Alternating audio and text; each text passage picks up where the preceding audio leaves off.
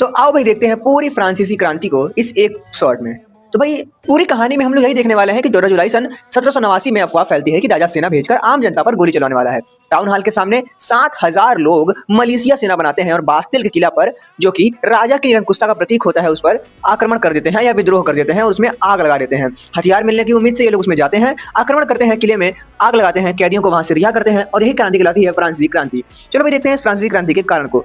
हम लोग देखते हैं कि लुईस 16वें का समय काल होता है जब वो 1774 ईस्वी में 20 वर्ष की आयु में राज्यारोहण इसका होता है। ऑस्ट्रिया की राजकुमारी मेरी एंटोनियट से इसका विवाह होता है और युद्ध होने के कारण खजाना वैसे ही खाली होता है। वर्साई के महल में शानो शौकत पर बेफिजूल खर्च किया जाता है और हम ये भी देखते हैं कि जो रानी साहिबा होती हैं इनको 400 नौकर ससुरा दे देते हैं ये लोग मेकअप पानी करने के लिए। अमेरिका स्वतंत्रता संग्राम में भी ऋण लिया होता है हमारे फ्रांस ने। हम लोग देखते हैं कि अमेरिका और ब्रिटेन की जो लड़ाई होती है उसमें फ्रांस ऋण लेकर अमेरिका को सेना आदि देता है। अमेरिका के स्वतंत्र होने पर फ्रांस को मोटिवेशन मिलता है और ऋण 2 अरब लिवरे से 10 अरब लिवरे हो जाता है।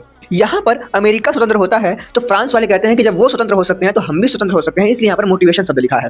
चलो भाई, परंतु हम एक घाटा देते हैं कि 10 अरब लिवरे यहाँ पर जो उधार है वो हो जाता है।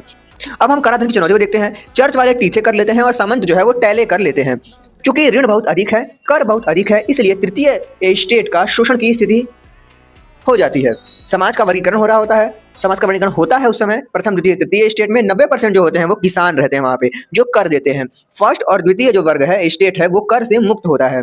हम देखते हैं कि नमक तंबाकू पर अप्रत्यक्ष कर लगा होता है जिससे हम लोग देखते हैं जीविका संकट होता है। साथ ही हम ब्रेड की कीमत को बढ़ता हुआ देखते हैं। फसल में जो घाटा है वो हो रहा होता है, ओलावृष्टि होती है, सूखा होता है और जीविका संकट हम लोग देखते हैं। मध्यम वर्ग का उदय होता है, व्यापार का विकास होता है, नवीन वर्ग उभर कर सामने आता है जो कि वकील, प्रशासनिक सेवा, व्यापारी था।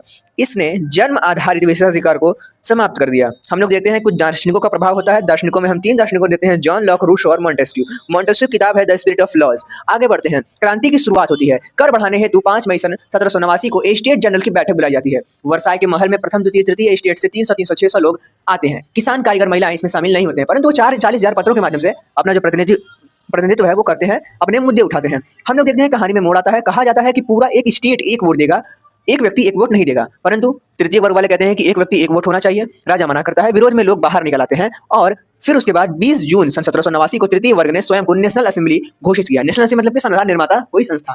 राजा ने असेंबली हॉल बंद करवा दिया। लोग समीप स्थित टेनिस कोर्ट में जाते हैं और वहीं पर उन्होंने राजा की शक्तियों को कम करने की कसम खाई।